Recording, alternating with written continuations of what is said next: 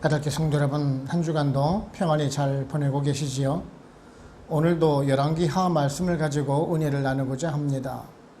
지난주에는 이 엘리사 선지자가 골짜기에 웅덩이를 파괴해서 물을 채우는 그런 이적을 베풀고, 또한 이번 전쟁에서 승리할 것을 예언하는 모습을 살펴보았습니다.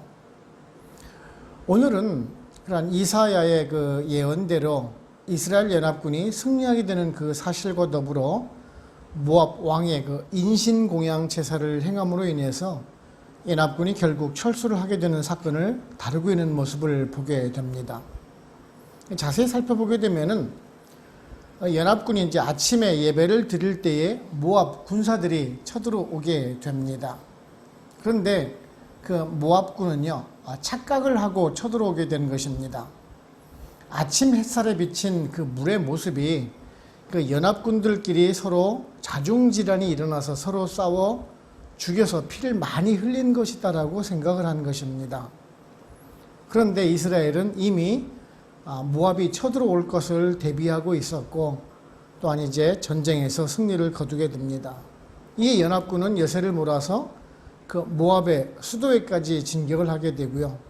이 모압 왕은 전세가 불리해지자 700명의 병사들을 데리고 함께 도망을 치려고 합니다. 하지만 이마저도 실패를 하자 자신의 아들을 그들이 섬기는 신에게 인신공양, 즉 제물로 바쳐서 번제를 드리게 됩니다. 정말 참으로 가증스러운 사건이 일어나게 됩니다. 이것은 모압군으로 하여금 자극을 불러일으켰을 것입니다. 그리고 연합군에게는 두려움을 또한 야기시켰을 것입니다. 그래서 결국 연합군은 전쟁을 중단하고 철군하여 각자의 나라로 돌아간다라는 것이 오늘의 본문의 모습이라고 할 수가 있을 것입니다.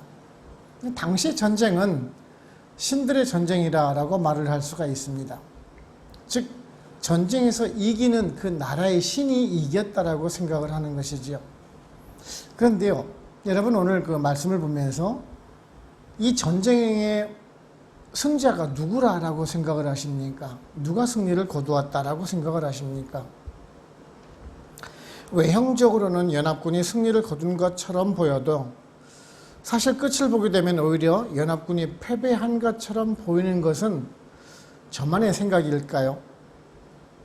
여호람이 전쟁을 통해서 얻은 것이 무엇이 있습니까?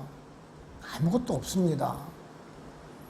결국 이익을 위한 전쟁은 결과가 없었다라는 말씀입니다. 하나님과 아무런 상관이 없는 그런 무의미한 전쟁은 소모전에 불구하고 아무것도 얻을 수 없다라는 것이 성경 속에서 우리들에게 말씀해주고 있는 것입니다. 오늘은 이러한 모습을 살펴보면서 또한 우리들에게 어떤 은혜를 주는지 한번 알아보도록 해보겠습니다. 첫째는요, 급할수록 돌아가라 라는 옛말을 생각해야 합니다.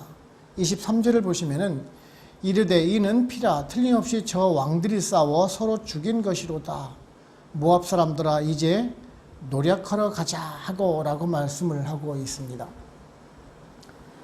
모압의 군대가 일찍 이스라엘 진지를 살피고 있었습니다. 그런데 그 이스라엘 진중에 그 핏빛으로 가득한 웅덩이를 보았던 것입니다.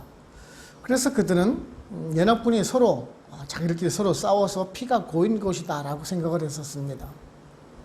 지금 전쟁을 벌이고 있는 지역은 모압과 에돔의 경계 지역이라고 우리가 알고 있죠. 이 에돔이라는 말은 붉다, 붉은색, 붉다라는 뜻을 가진 이름입니다. 에돔 땅의 대부분이 이러한 붉은 흙으로 이루어져 있는 땅입니다. 따라서 이제 에돔 편에서 흘러나온 그 물은 당연히 그 붉은 진흙이 섞여서 왔을 것이 분명하고요. 아침 햇살에 비치는 그 물 역시 또한 붉은 빛을 띠고 있었을 것이 분명합니다. 더구나 전날까지만 해도 물이 없었던 것을 그들은 분명히 알고 있었을 것입니다. 이 간헐천 지역이라 물이 없는 시기라는 것도 분명히 알고 있었다는 것이지요.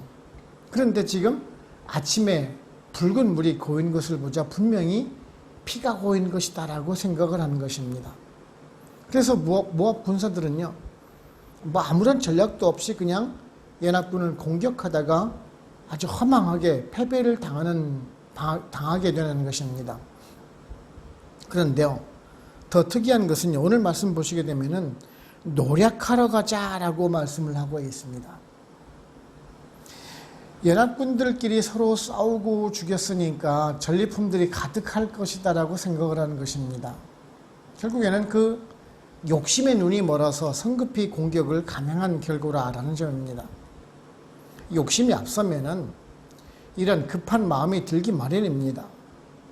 이런 것을 보면서 오늘날을 한번 생각해 봅니다. 주인이 이제 한국 사람 밑에서 일하는 그 외국 직원이 가장 먼저 배우는 한국말이 뭐 빨리빨리라는 말을 그런 우스갯소리가 있습니다. 한국에 휴가를 가서 보게 되면 늘 바쁜 한국 사람들을 보곤 합니다. 뭐 지하철 환승역에서 분명히 다음 열차가 늦게 들어오는 것이 이제 공지를 떠서 알고 있습니다. 그런데도 불구하고 막 뛰어갑니다. 뭐 그런다고 열차가 빨리 오는 것도 아닙니다. 돈을 빨리 벌기 위해서 불법적인 일을 하는 사람들도 있습니다. 뭐 직장 생활에서는 돈을 못 번다라고 생각을 하고요. 어떻게 해서든지 간에 집을 사고 팔아야지 돈을 쉽게 벌 수 있다는 생각을 합니다. 그래서 빚을 내서라도 투자를 하려고 합니다. 이러한 사회화라든지 정보화, 산업화, 도시화가 되면서 사람들은 점점 더 급해지는 것 같습니다. 좀 더 빨리, 조금 더 많이 가지려는 욕심이 심화되고 있는 그런 현상을 보게 됩니다. 오늘 보시는 모압 사람들이 노력을 하기 위해서 달려가는 모습과 오늘날 탐욕을 위해서 달려가는 사람들이 과연 무슨 차이가 있을까요? 동일한 모습을 보이고 있는 것을 보게 됩니다. 성급함이 화를 불러일으키게 되어 있다는 것입니다. 욕심이 앞설 때 바른 판단을 하기가 쉽지 않습니다. 사탄이 우리들에게 다가오는 아주 전형적인 수법 중에 또 하나이지요. 탐욕으로 인해서 우리들의 눈을 가리는 것입니다. 디모데후서 3장 4절을 보시면은요, 사도 바울은 그 말세에 일어날 징조에 대해서 이렇게 말씀을 하고 있습니다. 배신하며 조급하며 자만하며 쾌락을 사랑하기를 하나님 사랑하는 것보다 더하며 라고 말씀하고 있습니다. 정말 오늘날 이런 모습이 나타나고 있지 않습니까? 우리는 이런 것들을 경계해야 합니다. 올 한 해 우리 교회에서도 신중히 결정해야 될 일들이 많이 있죠. 뭐 성전 부지 매각하는 일도 있고, 만일 매각이 된다라면은 새로운 성전을 구입해야 하는 일들도 있습니다. 근데 우리가 그럴 때 오늘 말씀을 한번 잘 명심을 해야 합니다. 우리들의 작은 이익을 따라가고자 성급한 결정을 하지 말아야 하는 것입니다. 정말 신중을 기하면서 일을 처리해야 할 것입니다. 뭐 오늘날은 인내하면서 정도로 가는 길을 꺼려 합니다. 이익을 쫓는 그 욕심이 우리들의 눈을 가리기 때문에 그렇습니다. 그래도 우리는 참고 인내할 수 있어야 하는 것입니다. 세상 풍조를 따라가지 않고 하나님 말씀에 귀를 기울일 수 있어야 합니다. 우리 모두 그 급할 때 돌아가라 라는 옛말을 기억하시고 일을 행하기 전에 하나님과 상의하고 하나님 인도해 주시는 길로만 향해 갈 수 있는 일단 우리 모두가 되기를 원하는 것입니다. 두 번째는요, 죄의 뿌리는 남겨두어서는 안 된다라는 것입니다. 말씀 25절을 보시면은 그 성읍들을 쳐서 헐고 각기 돌을 던져 모든 좋은 밭에 가득하게 하고 모든 샘을 메우고 모든 좋은 나무를 베고 길하레셋에 돌들은 남기고 물매꾼이 두루 다니며 치니라 라고 말씀하고 있습니다. 이스라엘의 연합군이 엘리사의 그 예언대로 모압 땅을 완전히 황폐화시키고 있는 모습을 보게 됩니다. 모압에 있는 성들을 헐어버리고 그 밭은 돌무더기로 만들고 샘들은 돌로 메우고 좋은 나무는 다 베어버렸습니다. 오늘 말씀에 길하레셋의 돌들은 남기고라고 말씀하고 있는데요. 조금 의아하게 생각할 수가 있을 텐데요. 다른 성들은 왜 다 헐고 없애면서 왜 길하레셋의 성은 없애지 못했는가? 그냥 남겨두는 것이 아닌가라고 생각할지도 모르겠습니다만은 공동 번역 성경을 보게 되면은 그 의미를 조금 더 우리가 잘 알 수가 있을 텐데요. 지금 모든 성들은 다 파괴를 하고 수도인 길하레셋의 성만 남은 상태라는 것입니다.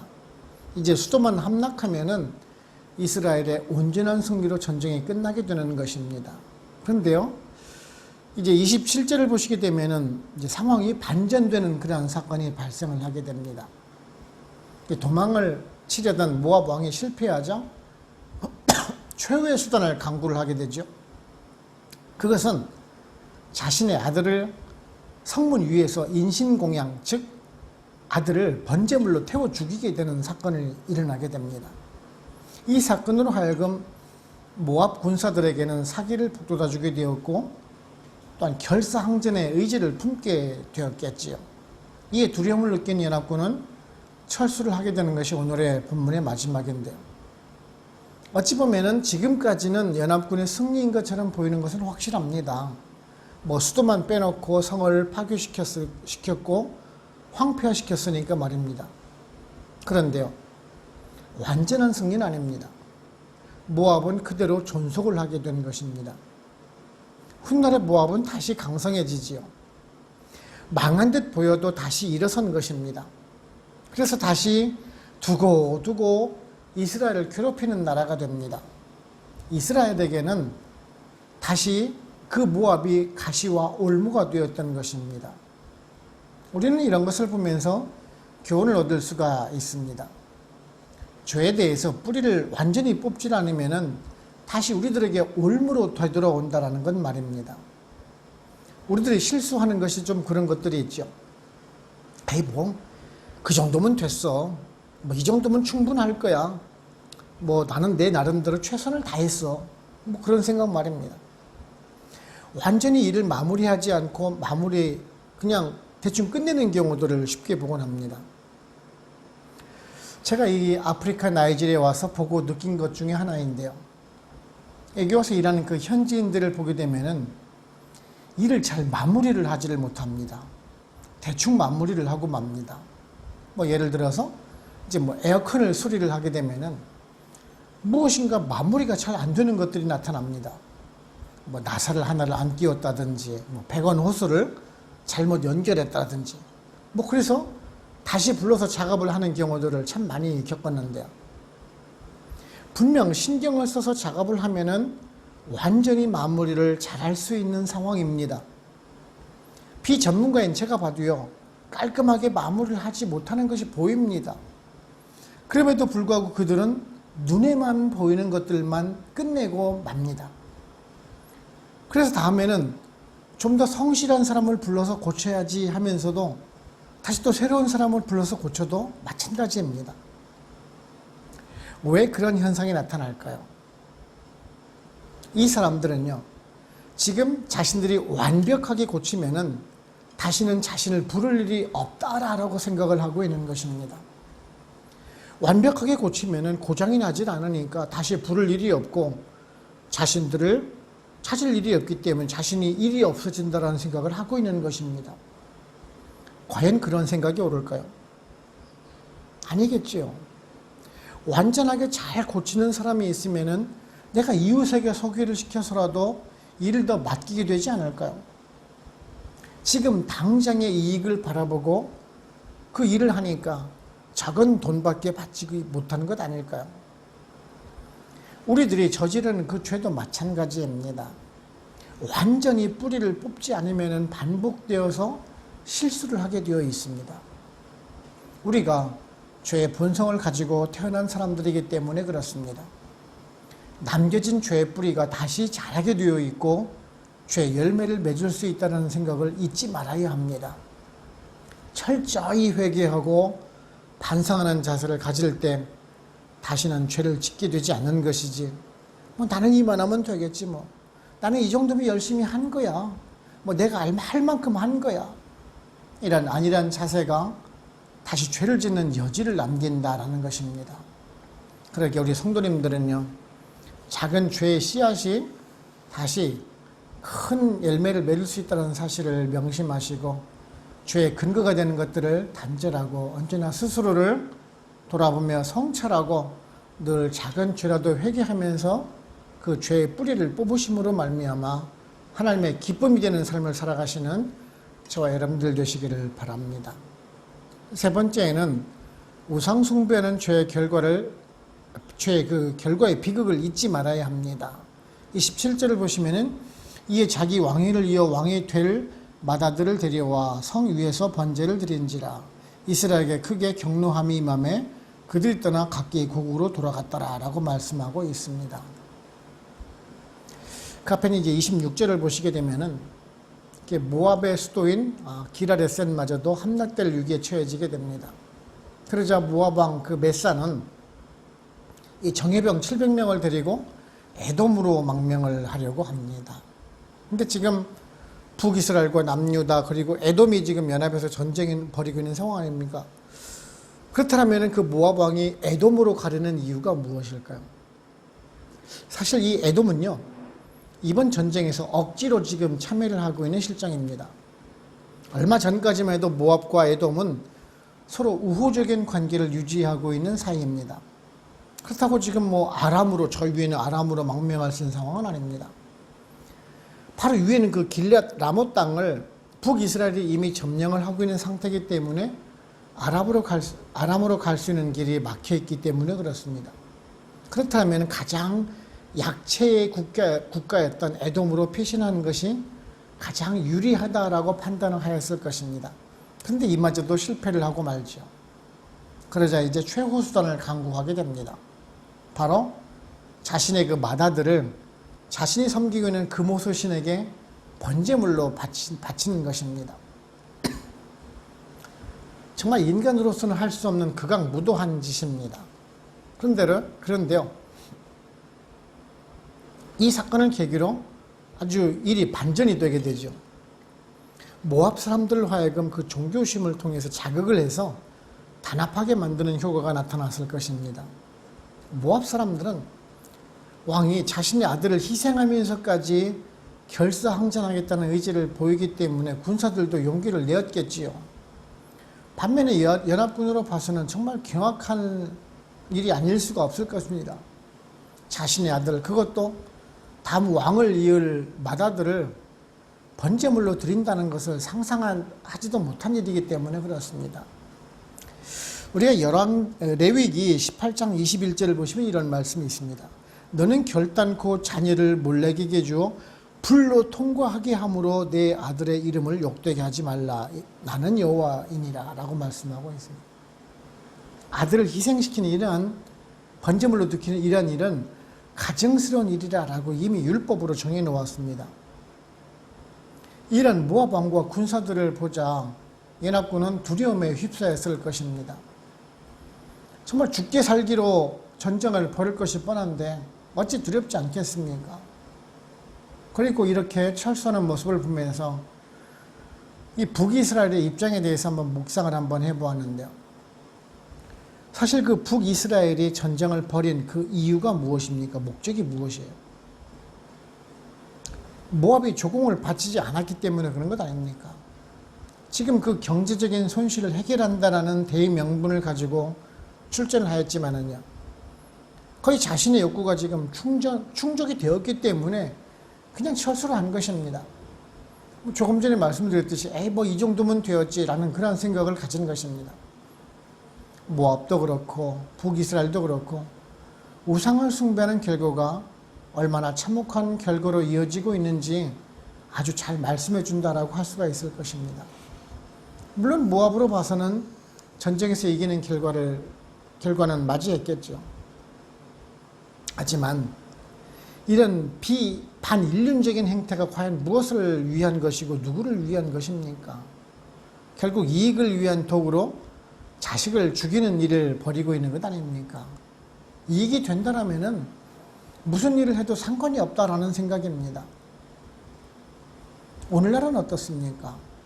모압의 금오소 신처럼 우상을 숭배하는 현실을 보지 않습니까? 보험금을 노리고 아내를 살해하거나 부모를 죽이고 안매장하는 사건을 뉴스에서 보곤 합니다. 이익이 된다라면, 나에게 돈이 된다라면 영혼까지 팔아버리는 그런 사람들이 있습니다. 사기 도박장을 운영을 하고 그 돈으로 초호화 스포츠카를 사고 돈을 흥청망청 쓰는 사람들이 뉴스에 나오곤 합니다. 과연 그들 마음에 하나님이 있었을까요? 없으니까 그런 일을 저질렀겠죠. 그런 금오수신처럼 우상숭배에 빠진 사람들을 보면서, 물론 그들이 직접적으로 금오수신을 섬긴 것은 아니지만은 동일한 물질적인 신을 섬기는 행위는 분명 그에 대한 엄청난 불행한 결과를 초래할 것이다라는 것입니다. 비록 지금은 풍족한 모습을 보일지 몰라도 분명 그 결과는 참혹할 정도로 패망할 것이다라는 사실입니다. 우리는 분명 성경 말씀을 통해서 경고해 주시고 또한 그 모든 것들이 현실로 이루어지지 않습니까? 우리 성도님들은요, 살아가는 모습 속에서 분명 이러한 불신앙적인 우상의 모습을 쉽게 접할 수가 있을 것입니다. 그럴 때 우리가 단호히 거절을 하고 멀리할 수 있어야 합니다. 그럴 때 우리는 그 성도의 정체성을 지키면서 바른 하나님의 자녀로 살아갈 수가 있을 것입니다. 결론적으로 말씀드리면은, 이 오늘의 본문의 모습을 살펴보면서 우리들은 한 가지 의문을 가질 수가 있을 것입니다. 분명 북이스라엘이 자신의 이익을 위해서 벌인 전쟁인데 왜 하나님께서는 그런 악인들에게 승리를 안겨주냐라는 것이에요. 그렇지 않습니까? 남유다가 전쟁을 시작한 것도 아니고 북이스라엘이 모압으로부터 조공을 받고 있다가 받지 못하자 이를 징계하고자 전쟁을 벌인 것 아닙니까? 그리고 이 전쟁을 위해서 하나님과 상의하거나 또한 기도도 하지 않고 벌이고 있는 전쟁인데 왜 하나님께서는 북이스라엘 편을 드셔서 전쟁에서 이기게 하고 있느냐라는 것이 의문을 가지실 수가 있을 것입니다. 그런데요, 사실 전쟁의 결과를 보게 되면 이긴 것 같은데 이긴 것 같지 않고 진 것 같은 느낌이 드는 것은 조금 전에 말씀 저만의 생각인지요. 아무런 이득도 얻지 못했습니다. 다시 조공을 받을 것을 약속받은 것도 아닙니다. 우리는 이런 사실을 보면서 하나님의 신실하심을 또한 다시 한번 보는 것 같습니다. 하나님을 신뢰하고 순종하는 삶을 살게 된다면 필경 아름다운 결과에 풍성한 결실을 맺을 수 있었을 텐데 그렇지 못했을 경우에 아무것도 얻지 못한다라는 사실입니다. 고린도전서 15장 58절을 보시면은요, 그러므로 내 사랑하는 형제들아 견실하며 흔들리지 말고 항상 주의 일에 더욱 힘쓰는 자들이 되라. 이는 너희 수고가 주 안에서 헛되지 않은 줄 알미라 라고 말씀하고 있습니다. 그렇습니다. 무슨 일을 시작하기 전에 하나님과 상의하는 절차가 먼저 있어야 합니다. 기도로 교통해 가면서 하나님의 뜻을 찾는 과정이 있다라면은 이러한 실수는 없었을 것입니다. 그리고 최선을 다해서 주님의 뜻에 순종하는 삶을 살아갈 때 분명히 성공하는 인생을 살 수가 있을 것입니다. 하나님과 함께하는 인생이 아름다운 인생의 열매를 거둔다는 진리를 우리가 깨닫게 되는 것입니다. 저와 여러분, 이제 오늘이 1월의 마지막 날입니다. 벌써 한 달이 지나가고 있습니다. 올 한 해 계획하는 일들이 정말 하나님과 상의하면서 보내고 있는지, 하나님과 기도로 교통하고 있는지 돌아보시면서 언제나 하나님과 동행하심으로 말미암아 성공하는 인생을 살아가실 수 있는 우리 베델교회 모든 성도님들 다 되시기를 주님의 이름으로 축원을 합니다. 아멘. 기도하겠습니다. 하나님 아버지 감사합니다. 오늘도 우리들에게 말씀을 통해서 교훈해 주시니 감사를 드립니다. 북이스라엘과 남유다, 에돔이 연합하여서 그 모압을 공격하고 있는 모습을 우리가 살펴보게 됩니다. 하나님의 은혜로 전쟁에서 승리를 하였습니다마는 악의 세력을 완전히 없애지 못함으로 인해서 후에 이스라엘에게 올무와 가시가 됨을 우리가 또한 살펴보았습니다. 오늘 말씀을 보면서 우리들도 이런 악에 대해서 단호한 모습을 보이지 못하고 적당히 죄와 타협을 하면서 살아가는 우리들의 모습이 혹 아닌지요. 뭐 적당하면 이만큼 하면 되겠지, 이 정도만 하면 되겠지, 내가 할 만큼은 한 거야 라고 생각을 하면서 적당히 그만두려는 안일함이 없는지 한번 돌아보게 됩니다. 모압을 끝까지 정벌하지 못해서 결국 화가 되는 모습이, 결국 우리들도 이런 안일한 모습이 올무가 되어서 우리들에게 벌로 다가올 것을 또한 깨닫기를 원합니다. 그래서 우리가 작은 죄라도 멀리하고 회개하며 완전히 반성하는 삶을 통해서 늘 성결하게 하나님의 자녀답게 예수 그리스도의 제자답게 살아감으로 인해서 세상의 빛과 소금을 잘 감당해 나갈 수 있는 우리 베델교회 모든 성도님들 다 될 수 있도록 성령님 오늘도 인도하여 주시옵소서. 이제 남은 한 주간도 또한 주님과 동행하며 또한 주님과 함께 또한 거룩한 삶을, 성결한 삶을 살기를 소원하옵고 우리를 죄에서 구원하신 예수 그리스도의 이름으로 감사하며 기도하옵나이다. 아멘. 축도를 마칩니다. 지금은 우리를 죄에서 구원하시는 예수 그리스도의 은혜와 하나님 아버지의 크고 크신 사랑하심과 성령님의 인도하시고 역사하시고 우리와 같이 교통하심이 베델 한인교회 모든 성도님들과 그들의 가정과 직장, 사업체, 그리고 선교지와 베델교회 위에 지금으로부터 영원토록 함께 없시기를 간절히 축원하옵나이다. 아멘.